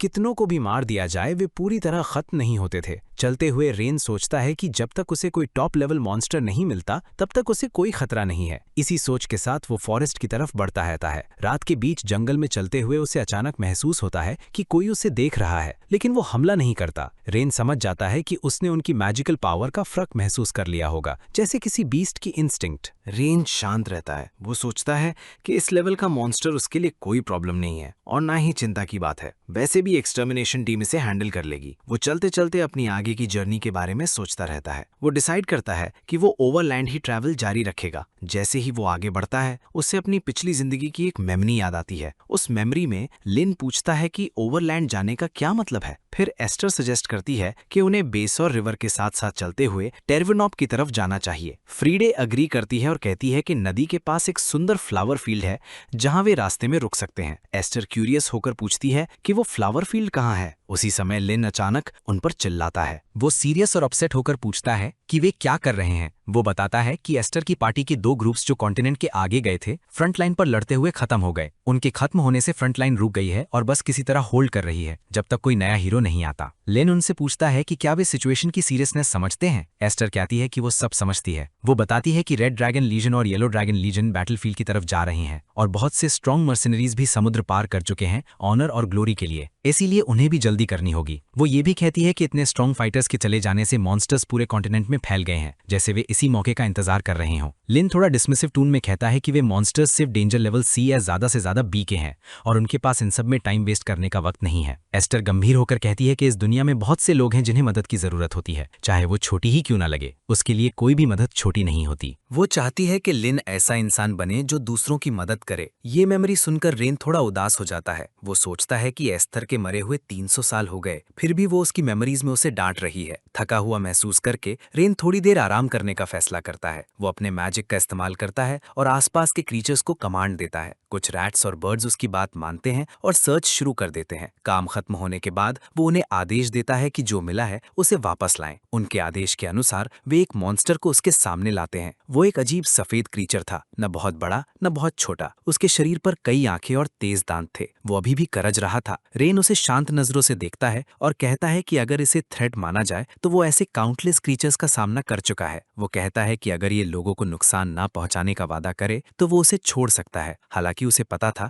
कि वो समझेगा नहीं। ये कहकर रेन अपना मैजिक यूज करता है और मॉन्स्टर को मार देता है। फिर वो चुपचाप वहां से चला जाता है। जाते हुए वो खुद से कहता है कि उसने किसी की मदद नहीं की, बस बोर्डम की वजह से ऐसा किया। रेन एम्पायर के सेंट्रल और सदर्न रीजन्स के बॉर्डर तक पहुंच जाता है। उसे याद आता है कि इस जगह को बडांटियो माउंटेन रेंज कहा जाता है। जैसे ही वो वहां पहुंचता है, कुछ क्रीचर्स उसे सामने दिखाई देते हैं। वे उसे घूर रहे थे और जल्दी ही उस पर हमला करने लगे। रेन इरिटेट होकर कहता है कि एक लोली बीस्ट को उसे चैलेंज करने का कोई हक नहीं है। वो उन्हें खत्म करने के लिए स्पेल कास्ट करने लगता है, लेकिन अचानक इससे पहले कि वो पूरा स्पेल कास्ट करता, पीछे से एक एरो आता है और उन क्रीचर्स को लग जाता है। किसी ने उसकी मदद की थी। रेन पीछे मुड़कर देखता है। 2 लोग थे जो उसकी ही उम्र के लग रहे थे। वे स्किल्ड मेजेस जैसे दिख रहे थे। उन्हें देखते ही वो उन्हें एक नाम से पुकारता है, काइज। रैन ने एक पल के लिए सोचा कि शायद वो लड़का उसका पुराना साथी काइस हो सकता है। कुछ ही देर में वो लड़का पहाड़ी से कूदकर नीचे आया और जमीन पर उतर गया। वो रैन के पास आया और पूछा कि क्या वो ठीक है। जैसे ही वो पास आया, रैन को उसके शरीर से शराब की तेज स्मेल आई। ग्रीन हेड लड़के ने कहा कि ये जगह डेंजरस है क्योंकि रात में यहाँ अक्सर मॉन्स्टर्स आते हैं। उसने पूछा कि क्या किसी ने उसे पहले वॉर्न नहीं किया था। दूसरा लड़का कॉन्फिडेंट अंदाज में बोला कि चिंता करने की जरूरत नहीं है क्योंकि वे ग्रेट पैलेस के डिसेंडेंट्स हैं और इस जगह की रक्षा कर रहे हैं। रैन ने मन ही मन सोचा कि ये लड़का काइस नहीं हो सकता। फिर उसने पोलाइटली कहा कि उसे नहीं पता वे किस स्कूल से हैं, लेकिन उसने उनकी मदद के लिए धन्यवाद दिया। उसने ये भी पूछा कि क्या ये जगह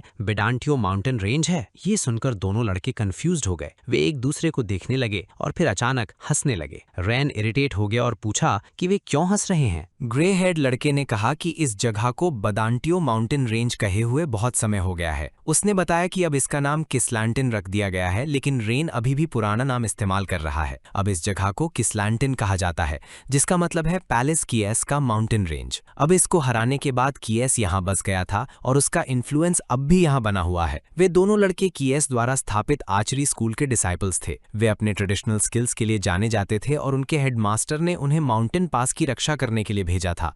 उनकी एक बेसिक टेक्निक ड्रंकन आर्चरी थी। रेन सोचने लगा कि उन्होंने ऐसा क्या किया होगा कि उन्हें ऐसी ड्यूटी मिली। अचानक ग्रे हेड लड़के ने रेन को पकड़ लिया और एक्साइटेड होकर कहा कि वो बिल्कुल सही समय पर आया है। उसने बताया कि गांव में फेस्टिवल चल रहा है जहां सबको फ्री में अल्कोहल मिल रही है। उसने कहा कि अगर रेन अडल्ट बनना चाहता है तो उसे अल्कोहल का टेस्ट सीखना चाहिए, इसे सन और मून का रास्ता बताते हुए। ग्रीन हेड लड़के ने सरकास्टिक अंदाज में उसे मैन ऑफ कल्चर कहा और बोला कि बकवास बंद करे और ड्यूटी पर ध्यान दे। रेन उस ग्रे हेड लड़के से आ रही शराब की स्मेल से इरिटेट हो गया। फिर ग्रे हेड लड़का बोला कि रेन को अकेले जाने देना सही नहीं होगा। उसने डिसाइड किया कि वो उसे विलेज के एंट्रेंस तक छोड़ देगा और कहा कि वो जल्दी वापस आ जाएगा। ग्रीन हेड लड़के ने उसे रोकने की कोशिश की, लेकिन उसने इग्नोर कर दिया और रेन को साथ लेकर दौड़ पड़ा। वो रास्ते के बारे में बताने लगा। उसने कहा कि रास्ता फॉलन लीव्स की वजह से मैसी है। उन्होंने साफ करने की कोशिश की थी, लेकिन इस साल इतने ज्यादा लीव्स थे कि ये एंडलेस लग रहा था। रेन को उसकी बातों में ज्यादा इंटरेस्ट नहीं था, इसलिए वो चुपचाप आसपास देखने लगा। लड़का बोलता रहा और डायरेक्शंस देता रहा। उसने कहा कि अगर रेन वुडन स्टेयर्स से ऊपर जाएगा तो ट्रेनिंग हॉल मिलेगा, और अगर सीधे जाएगा तो विलेज पहुंच जाएगा। तभी कुछ ऐसा हुआ जिसने रेन का ध्यान खींच लिया। उसने एक ग्रेव देखी। जब उसने उस पर लिखा नाम पढ़ा तो उसकी आंखें फैल गईं और उसके दिल में अचानक दर्द हुआ। वो कीज की ग्रेव थी। ग्रे हेड लड़के ने कहा कि सिंस रेन जर्नी पर है, उसे वहां विश भी करना चाहिए। रेन ने पूछा कि विश का क्या मतलब है। लड़का हैरान हो गया और बोला कि क्या उसे सच में नहीं पता। उसने कहा कि शायद टाइम के हिसाब से रेन इसे पहचान नहीं पा रहा होगा। रेन ने पूछा कि वो क्या पहचानने की बात कर रहा है। लड़के ने बताया कि ये ग्रेव कीज की है और लोग हर साल यहाँ आकर विश करते हैं कि वो उनकी रक्षा करे। रेन को ये सुनकर बुरा लगा और उसने कहा कि ये मजाक जैसा लगता है, लेकिन लड़के ने कहा कि वो सीरियस है। रेन ने कहा कि ये अजीब है कि पहाड़ के बीच किसी हीरो की ग्रेव हो। लड़के ने पूछा कि क्या उसे इस ग्रेव की कहानी नहीं पता और क्या वो सच में इसी देश का है। फिर उसने बताया कि काइस का एक साथी आर्चमेज लिन था। ये एक फेमस कहानी थी। हालांकि कहा जाता था कि लिन बहुत शाय था। कहानी के अनुसार काइस को विश्वास था कि लिन एक दिन वापस आएगा, उसकी डेथ के बाद भी। इसलिए उसने खुद को इस शांत पहाड़ पर दफनाने को कहा, ताकि लिन अगर कभी लौटे तो वो क्राउडेड विलेज की जगह यहाँ आना ज्यादा कंफर्टेबल समझे। ये सुनकर रेन की पिछली जिंदगी की यादें वापस आ गईं। उसे याद आया कि वो काइस पर कैसे गुस्सा करता था। वो शराब की स्मेल की शिकायत करता था और उसे खर्राटे लेने से मना करता था। जब भी काइस उसके बालों को छूता, वो चिल्लाता था कि ऐसा मत करो। जब वो उसे लेटर लिखना सिखा रहा था, तब भी रेन कंप्लेन करता था और उसे फिर से उसके बालों को न छूने को कहता था। वर्तमान में रेन धीरे से अपने सिर को छूता है और काइस का खुश चेहरा याद करता है। एक दर्द भरा ख्याल उसके दिमाग में आता है। वो सोचता है कि क्या काइस को पता था कि उनकी आखिरी मुलाकात ही सच में आखिरी थी और वे कभी दोबारा नहीं मिलेंगे। ये सोचकर उसका दिल टूट जाता है। रेन इसे मानने से इनकार करता है। वो खुद से कहता है कि ये सच नहीं है। काइस ने वादा किया था कि वो वापस आएगा। वो इस वादे को बार बार अपने दिमाग में दोहराता है, लेकिन डर और बढ़ता जाता है। उसे एहसास होता है कि काइस अब नहीं है और शायद वे कभी दोबारा नहीं मिलेंगे। भावनाओं से भरकर रेन उस जगह से भागने लगता है। ग्रे हेड लड़का उसे रोकने की कोशिश करता है, लेकिन रेन नहीं रुकता। भागते हुए उसका पैर एक पत्थर में अटक जाता है और वो गिर जाता है। अब वो अपने इमोशंस को रोक नहीं पाता और जोर जोर से रोने लगता है। उसके अंदर गहरी उदासी भर जाती है इस सोच से कि वो अपने दोस्त से फिर कभी नहीं मिल पाएगा। पहाड़ की चोटी पर बैठा रेन चुपचाप सोच रहा था। उसने फैसला किया कि उसे काइस की ग्रेव पर वापस जाना चाहिए और उसे आखिरी अलविदा कहना चाहिए, चाहे देर ही क्यों ना हो गई हो। वो उसे बताना चाहता था कि वो वापस आ गया है। देर से आने के लिए माफी मांगना चाहता था और उससे माफी चाहता था। आधी रात का समय था। रेन चुपचाप पहाड़ पर लेटा हुआ था और रात के आसमान को देख रहा था। पास ही एक पक्षी बैठा था जो उसे देख रहा था। उस पक्षी को देखकर उसे अपनी पिछली जिंदगी की और भी यादें आने लगीं। उसे वो रात याद आई जब काइस ने अंधेरे में उड़ते हुए एक काले पक्षी को देख लिया था। रेन ने उसकी तारीफ की थी कि इतनी अंधेरी रात में भी वो देख सकता है। ये उसकी आईसाइट कमाल की है। उसे वो पल भी याद आए जब काइस नशे में होने के बावजूद भी परफेक्टली एम कर लेता था। रेन ने एक बार उससे पूछा था कि वो नशे में भी इतना एक्यूरेट कैसे होता है। काइस ने बस इतना कहा था कि उसे नहीं पता।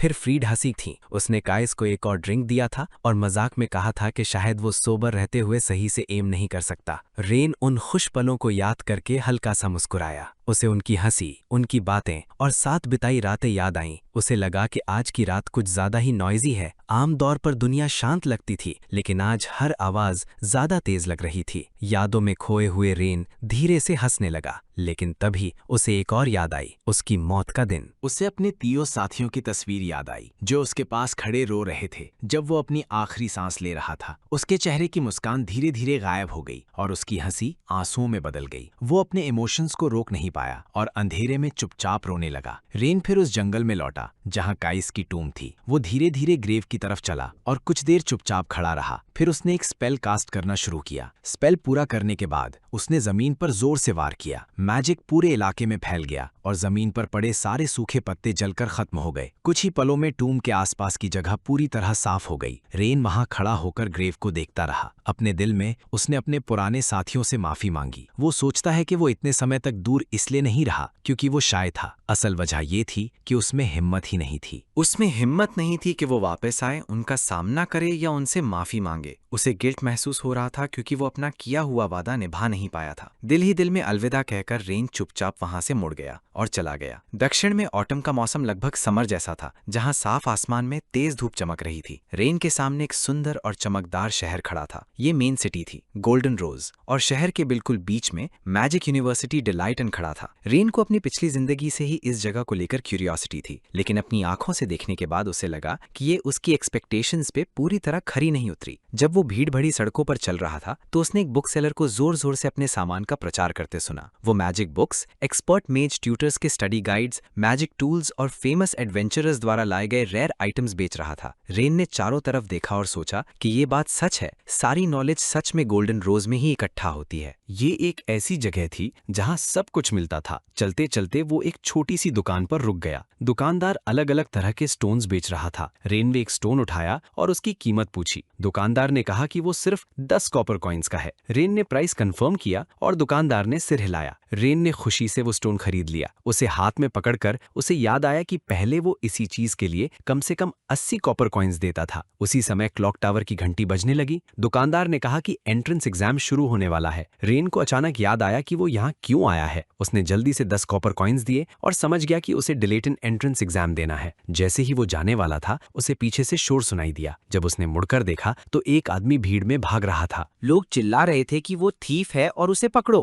रेन ने सोचा कि इतनी बड़ी सिटी में गार्ड्स इस सिचुएशन को हैंडल कर लेंगे। उसने डिसाइड किया कि वो इसे इग्नोर करेगा और एग्जाम हॉल की तरफ जाएगा। लेकिन तभी एक बूढ़ी औरत उससे टकरा गई और गिर पड़ी। रेन ने तुरंत उसे उठाया और पूछा कि वो ठीक है या नहीं। उसने माफी मांगी और कहा कि वो जल्दी में है। वो बूढ़ी औरत परेशान होकर कुछ बड़बड़ा रही थी और कुछ वापस मांग रही थी। उसने कहा कि वो चीज बेचने के लिए नहीं थी, वो एक फैमिली एयरलूम थी और उसके ग्रैंडसन को उसी दिन एंट्रेंस एग्जाम के लिए उसकी जरूरत थी। वो बार बार उसे वापस दिलाने की भीख मांग रही थी। पहले रेन ने उसे इग्नोर करने की कोशिश की। उसने सोचा कि उसके पास मदद करने का समय नहीं है क्योंकि उसे खुद एक इम्पोर्टेंट एग्जाम देना है। वो वहां से जाने लगा। लेकिन तभी उसे अपने दिमाग में एस्तर की आवाज सुनाई दी जो उसे उस औरत की मदद करने को कह रही थी। रेन रुक गया। जब उसने पीछे मुड़कर देखा तो उसे ऐसा लगा जैसे उस बूढ़ी औरत के पीछे एस्तर खड़ी है और उसे देखकर मुस्कुरा रही है। ये देखकर रेन ने अपना फैसला बदल दिया। वो वापस उस औरत के पास गया और पूछा कि क्या थीफ वही है जिसने उसका एयरलूम चुराया था। बूढ़ी औरत ने तुरंत सिर हिलाया। रेन ने उससे कहा कि वो वहीं रुके और बिना समय गवाए वो थीफ के पीछे दौड़ पड़ा। सबको हैरान करते हुए रेन अचानक ऊंची छलांग लगाता है और बिल्डिंग्स की रूफटॉप्स पर दौड़ते हुए थीफ का पीछा करने लगता है। वो बूढ़ी औरत शॉक में देखती रह जाती है जब रेन दूर गायब हो जाता है। रूफटॉप्स पर दौड़ते हुए रेन थीफ का पीछा करता है और साथ ही एक स्पेल कास्ट करना शुरू करता है। उसी समय उसे पास से एक इरिटेटेड आवाज सुनाई देती है। एक लड़की उसके साथ साथ दौड़ रही थी और कंप्लेन कर रही थी कि वो इतनी बिजी है कि थक कर मर सकती है। वो कहती है कि ये पूरा सिचुएशन अनोइंग है और वो खुद ही थीफ को हैंडल करेगी। वो तेजी से रेन को क्रॉस करती है और उसे साइड में होने को कहती है। फिर वो रूफटॉप से कूदती है और साथ ही अपना मैजिक कास्ट करती है। उसकी हाथों के चारों तरफ ब्राइट व्हाइट और गोल्डन लाइट फैल जाती है और अगले ही पल थीफ के सामने रेत की एक दीवार खड़ी हो जाती है जो उसका रास्ता रोक देती है। थीफ शॉक में रुक जाता है और उस बैरियर को देखकर कंफ्यूज हो जाता है। लड़की उस सैंड बैरियर के ऊपर उतरती है और कॉन्फिडेंटली कहती है कि गोल्डन रोज की सड़कों पर चोरी करना उसकी सबसे बड़ी गलती थी। वो गर्व से अपना नाम बताती है, क्रिस्टटन। रेन उसे देखकर हैरान रह जाता है। वो उसे तुरंत पहचान लेता है। वो वार्डन फैमिली से थी जो ईस्टर्न एम्पायर के 5 महान मैजिक हाउसेज में से एक थी, बिल्कुल लुडविग फैमिली की तरह ही रिस्पेक्टेड। अपनी पिछली जिंदगी की मेमोरीज वापस आने से पहले रेन उससे कई बार फैमिली गैदरिंग्स में मिल चुका था। उसे याद आता है कि वो हमेशा कॉन्फिडेंट तरीके से बात करती थी और उसे डांटती रहती थी कि वो मेहनत करे और बेवकूफ की तरह जीना बंद करे। वो उसे याद दिलाती थी कि वो एक महान मैजिक हाउस का एल्डेस्ट सन है और उसे थोड़ा प्राइड रखना चाहिए। उसकी सीरियस पर्सनालिटी की वजह से लोग उसे गुडी टू शूज कहते थे। रेन सोचता है कि वो पहले से स्कूल यूनिफॉर्म में कैसे है जबकि उसकी उम्र भी उसी जितनी ही होनी चाहिए। उधर थीफ फाइट बैक करने की कोशिश करता है और अपना स्पेल कास्ट करने लगता है, लेकिन क्रिस्टैटन का मैजिक ज्यादा स्ट्रांग होता है। उसकी सैंड मैजिक थीफ के अटैक को ब्लॉक और डिस्पर्स कर देती है, जिससे किसी को भी चोट नहीं लगती। रेन भी ध्यान रखता है कि आसपास के लोग सेफ रहें और वो उन्हें प्रोटेक्ट करता है। रेन ध्यान से लड़ाई को ऑब्जर्व करता है और थीफ की मैजिकल पावर को सेंस करता है। उसे समझ आता है कि वो कोई साधारण क्रिमिनल नहीं है, वो एक मेज है जिसकी मैजिक काफी डिसेंट है। जब वो उसे और ध्यान से देखता है तो उसे थीफ के बाएं हाथ में एक अजीब सा इक्विपमेंट दिखता है। वो किसी मैजिकल ज्वेलरी जैसा लग रहा था। क्रिस्टैटन थीफ को देखकर कहती है कि एक थीफ के लिए वो काफी स्किल्ड है। फिर वो कॉन्फिडेंटली कहती है कि वो उसका अगला अटैक ब्लॉक करके दिखाए। वो एक और स्पेल कास्ट करना शुरू करती है। रेन शॉक हो जाता है जब वो देखता है कि वो 2 स्टार मैजिक यूज कर रही है, और उससे भी ज्यादा हैरान होता है कि वो बिना बोले मेंटल कास्टिंग कर रही है। उसके हाथ में एक सर्कल के अंदर गोल्डन स्टार बनता है। जब वो अपने दोनों हाथों को साथ लाती है तो पावरफुल मैजिक इकट्ठा होने लगता है। वो जमीन पर जोर से कूदती है, जिससे पत्थर की जमीन तक क्रैक हो जाती है। रेन ध्यान से देखता है और उसे ग्रेट मैजिक फैमिलीज के बारे में अपनी नॉलेज याद आती है। लडविथ फैमिली डिफेंसिव मैजिक के लिए जानी जाती है, जबकि वार्डन फैमिली कमांडिंग मैजिक के लिए फेमस है। उनकी स्पेशलिटी अर्थ एट्रीब्यूट क्रीचर्स को समन करना है। क्रिस्टैटन अपना स्पेल पूरा करती है और एक सैंडस्टोन गोलम समन करती है। एक विशाल रेत का क्रीचर सामने आता है जिसकी आंखें लाल चमक रही थीं। क्रिस्टैटन कॉन्फिडेंटली थीफ से कहती है कि अब फिर से अपनी स्किल्स दिखाए। थीफ स्मर्क करता है और अपने बाएं हाथ को उठाकर उस मैजिकल ज्वेलरी को दिखाता है। वो गर्व से कहता है कि इस आइटम के साथ वो इनविंसिबल है। वो अपने मैजिक से उस सैंड मॉन्स्टर पर अटैक करता है। कुछ पल के लिए क्रिस्टैटन सरप्राइज्ड होती है, लेकिन गोलम बिना ज्यादा डैमेज लिए खड़ा रहता है। वो मुस्कुराकर कहती है कि इतना अटैक उसके गोलम को हराने के लिए काफी नहीं है। लेकिन अचानक थीफ अपने मैजिक से उस सैंड मॉन्स्टर को कंट्रोल कर लेता है। गोलम मुड़ जाता है और अब क्रिस्टैटन पर ही हमला करने की तैयारी करता है। रेन कहता है कि अपनी ट्रम्प कार्ड इतनी जल्दी दिखाना ही काउंटर अटैक का कारण बनता है। जैसे ही मॉन्स्टर उस पर वार करने वाला होता है, रेन तुरंत मूव करता है और उसके सामने आकर उसे प्रोटेक्ट करता है। शांत मुस्कान के साथ रेन थीफ की तरफ देखता है और उसे एक सिंपल वार्निंग देता है। मैजिक में पहले स्पेल कास्ट करना हमेशा जीत का मतलब नहीं होता।